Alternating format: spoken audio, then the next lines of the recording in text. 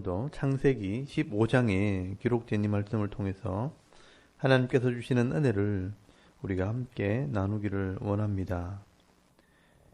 오늘 이 창세기 15장에는 하나님께서 아브라함과 언약하는 언약식이 기록이 되어 있습니다. 하나님께서는 이 여자의 후손인 이 아브라함을 통해서 하나님의 구원 계획을 이루시기 위해 땅과 자손을 주시겠다고 약속을 하시고 아브라함을 불렀습니다.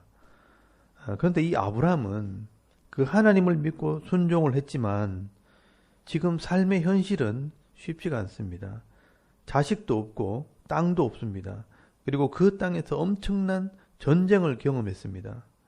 이 아브라함은 하나님의 도우심으로 전쟁에서 이기고 롯을 구하기는 했지만 현실적으로는 엄청난 두려움을 느꼈을 것입니다. 그런 아브라함에게 하나님께서 여전히 내가 너에게 땅과 자손을 주겠다고 약속을 하십니다. 하나님의 나라를 이루겠다는 말씀입니다. 그런데 이 아브라함이 이것을 믿음의 눈으로 보고 받아들여야 하는데 아직 아브라함은 그만큼 인생을 보는 눈이나 하나님의 구원 계획을 보는 눈이 없습니다. 그래서 자기 생각을 주장하고 불평하게 되는 것입니다. 이것은 어떻게 보면 당연한 것이고 자연스러운 것입니다. 여러분, 믿음이 없으면 자기 생각대로 살아가는 것입니다. 그래서 하나님께서는 이런 아브라함을 책망하기보다 믿음을 가지도록 하나님의 뜻을 알도록 가르치고 설명을 하게 되는 것입니다. 먼저 아브라함의 생각과 불평을 한번 들어보면 하나님께서 내게 방패가 되어주고 하나님께서 내 상급이 되어주신다고 해도 그러면 뭐 하냐는 겁니다. 지금 현실은 땅과 자손을 물려줄 후손조차 없다는 것입니다. 아무리 많은 재산을 가지고 땅을 가져도 내가 지금 자식이 없는데 땅이 있으면 뭐하고 하나님이 복을 주시면 뭐하냐는 겁니다. 여러분, 창세기 15장 2절에서 3절까지 말씀해 보시면 이 아브라함의 불평입니다. 아브라함이 이르되 주 여호와여 무엇을 내게 주시려 하나이까? 나는 자식이 없사오니 나의 상속자는 이 다메섹 사람 엘리에셀이니이다. 아브라함이 또 이르되 주께서 내게 씨를 주지 아니하셨으니 내 집에서 길린 자가 내 상속자가 될 것이니다. 라고 말씀을 합니다. 이 아브라함의 생각은 눈에 보이는 것밖에 믿을 게 없다는 것입니다. 자식이 없으니 내가 믿을 수 있는 상속자는 다메섹에서 데리고 온 엘리에셀이라는 종밖에 없다는 것입니다. 사실 이 아브라함은 처음에는 이 조카 롯을 유일한 혈육이기에 자기 상속자로 삼으려고 데리고 왔는데 결국 이 롯은 떠나버렸고 이제는 내 집에서 길리온 사람밖에는 믿을 수 있는 사람이 없다는 것입니다. 그래서 이 다메섹에서 데리고 온 엘리에셀이란 종이 내가 믿을 수 있는 상속자라고 말하는 것입니다. 그런데 여러분, 하나님께서는요, 하나님이 계획을 말씀하십니다. 여러분, 4절 말씀해 보시면 여호와의 말씀이 그에게 임하여 이르시되 그 사람이 네 상속자가 아니라 네 몸에서 날 자가 네 상속자가 되리라 하시고 그를 이끌어 밖으로 나가 이르시되 하늘을 우러러 뭇 별을 셀 수 있나 보라. 또 그에게 이르시되 네 자손이 이와 같으리라 라고 말씀을 합니다. 여러분, 하나님께서는요, 반드시 네 몸에서 날 자가 네 상속자가 될 것이라고 말씀을 하십니다. 그리고 밖으로 나가 하늘의 별들을 보여주시면서 반드시 그렇게 해주시겠다고 멀리 볼 수 있는 눈을 열어주십니다. 그래서 하늘에 있는 수많은 별들을 눈으로 보게 하시고 이 별들처럼 너의 후손들이 많아지게 될 것이라고 말씀을 하시는 것입니다. 여러분, 사람은 눈에 보이지 않는 것을 믿으려고 하지 않기 때문에 하나님께서는 육신의 눈으로는 별들을 보여주시면서 믿음의 눈으로 네 후손들을 보라고 말씀을 하는 것입니다. 그러므로 이 믿음이라는 것은요, 눈에 보이는 것을 믿는 것이 아니라 하나님의 약속을 통해 이루어질 그 사실을 믿는 것입니다. 그래서 여러분, 히브리서 11장 1절 말씀해 보시면 믿음은 바라는 것들의 실상이요 보이지 않는 것들의 증거라라고 말씀을 하는 것입니다. 여러분, 그때 아브라함은요, 이 하나님 말씀을 믿기로 결정을 합니다. 여러분, 이게 아브라함의 믿음의 첫 출발입니다. 여러분, 아브라함이 하나님의 존재에 대해서는 믿고 있었지만 하나님의 말씀과 이 약속에 대해서는 믿음이 없었습니다.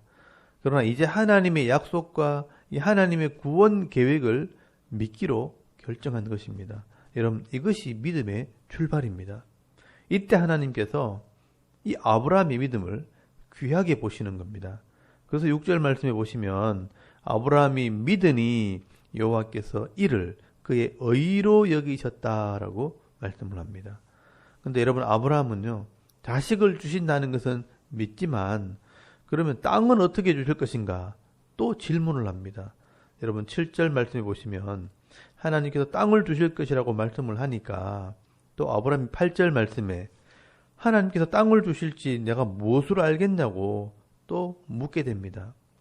자식은 이 별들과 같이 많게 해주시겠다고 보여주시니까 믿을 수 있는데 그러면 땅을 어떻게 줄 것이냐 묻는 것입니다. 그래서 하나님께서 이 아브라함과 언약식을 하게 되는 것입니다. 우리식으로 표현하면 그럼 계약하자라고 말씀하는 겁니다. 여러분, 하나님을 못 믿으니까 새끼손가락 내밀어라.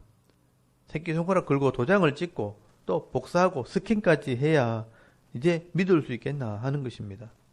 여러분, 10절 말씀에 하나님께서 짐승을 준비하게 하시고 이 짐승을 둘로 쪼개 놓으라고 말씀을 합니다.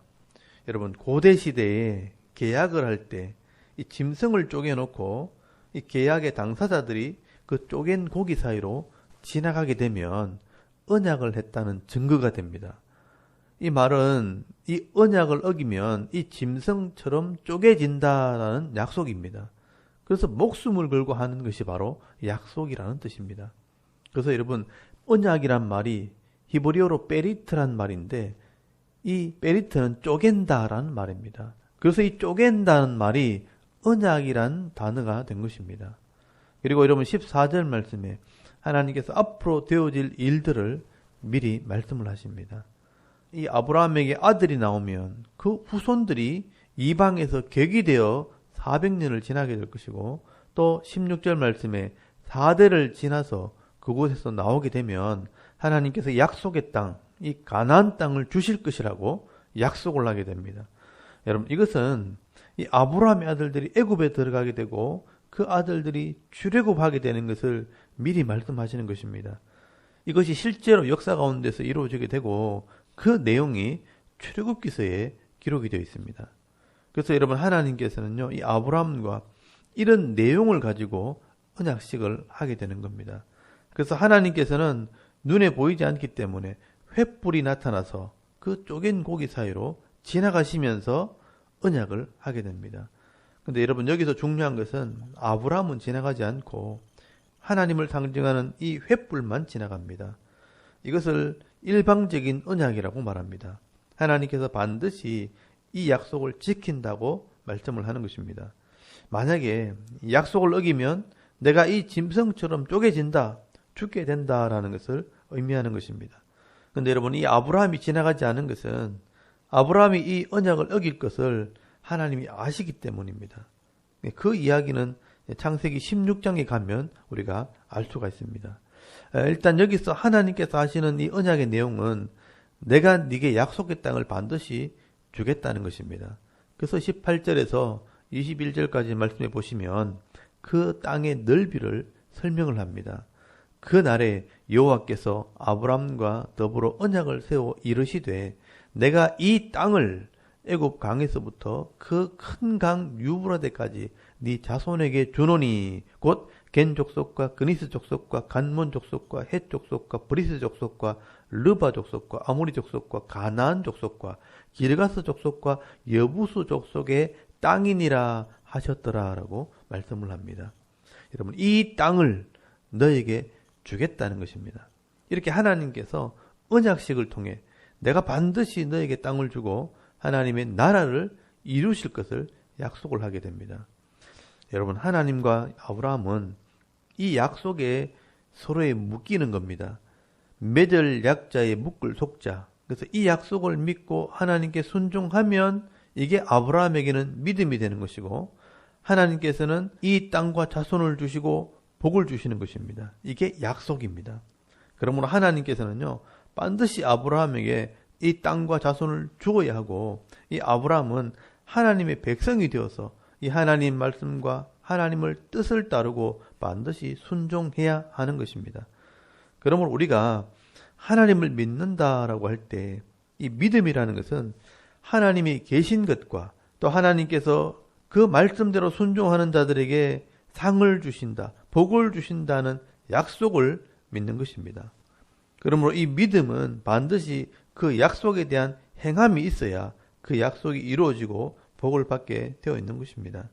여러분, 약속한다고 해놓고 그 약속을 지키지 않고 행하지 않는다면 그 약속은 깨어지게 되는 것입니다. 그래서 하나님께서는 약속이라는 방법을 통해서 믿음을 확인하시고 그 약속대로 복을 주시는 것입니다. 그래서 이 성경은 하나님과의 약속을 기록한 책입니다. 이 아브라함의 약속대로 땅과 자손을 줘서 이스라엘 나라가 되고요. 또 이 이스라엘을 통해서 하나님이 약속하심으로 예수 그리스도가 오게 되고요. 그리고 이 예수 그리스도가 오셔서 죄인들을 구원할 약속을 하게 되는 것입니다. 결국 하나님께서 이 아브라함과 이렇게 약속하시는 이유는 내가 너를 통해서 이 여자의 후손 중에 구원자 이 예수 그리스도를 보낼 것이고 그 예수 그리스도를 통해서 내 백성을 구원하여 하나님 나라를 이루게 될 것을 약속하고 있는 것입니다. 그러므로 이 아브라함의 약속은 사실 하나님께서 오늘 우리들과 하시는 약속인 겁니다. 내가 너를 반드시 이 죄에서 구원할 것이라고 약속을 하시는 것입니다. 그래서 여러분, 예수님께서 성찬식을 하시면서 이 떡은 내 몸이고 이 피는 너희 죄를 위해 흘리는 내 피라고 말씀하시면서 내가 너희를 구원할 것이라고 약속하시는 것입니다. 여러분, 오늘도 우리가 이 믿음으로 이것을 받아들이게 될 때 오늘 이 시대에 아브라함의 복을 받게 되는 것입니다.